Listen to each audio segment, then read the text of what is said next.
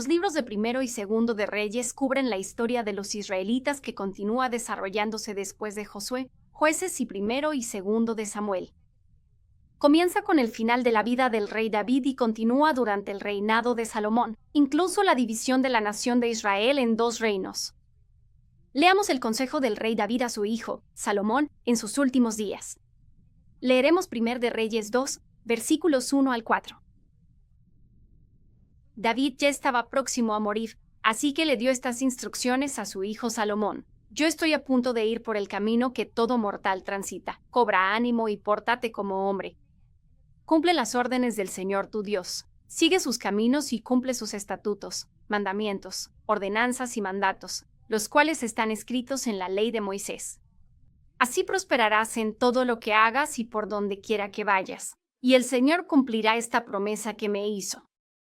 Si tus descendientes cuidan su conducta y me son fieles con toda el alma y de todo corazón, nunca faltará un sucesor tuyo en el trono de Israel.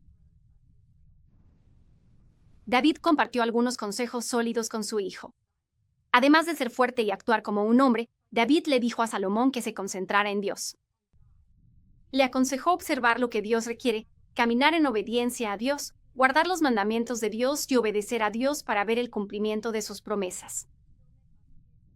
Sabiendo que Dios es la única fuente de sabiduría, sabemos que Dios le dio sabiduría a David.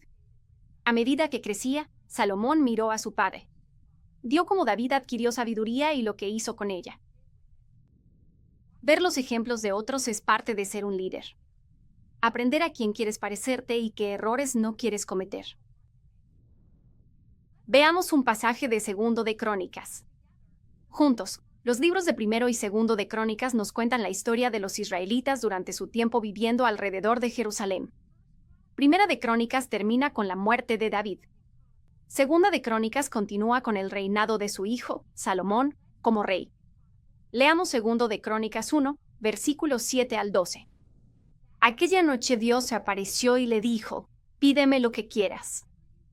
Salomón respondió: «Tú trataste con mucho amor a mi padre David y a mí me has permitido reinar en su lugar.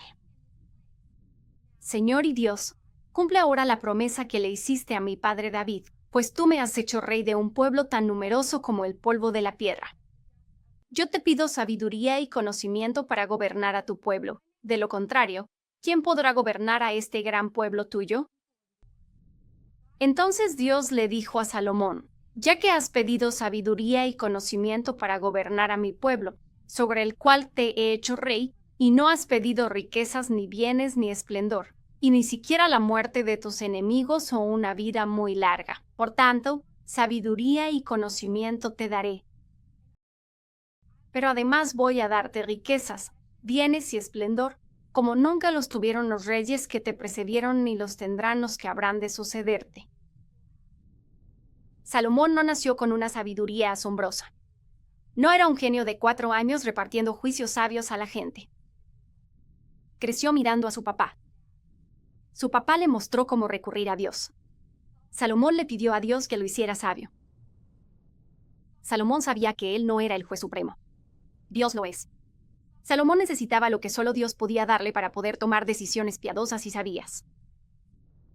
Dios le otorgó a Salomón sabiduría y mucho más. También le otorgó riqueza, posesiones y honor. Es importante tener en cuenta que solo porque Salomón pidió sabiduría y también recibió riqueza no significa que lo mismo sea cierto para nosotros. Pero a menudo, buscar verdaderamente la sabiduría en lugar de las cosas materiales vendrá con bendiciones adicionales en la vida.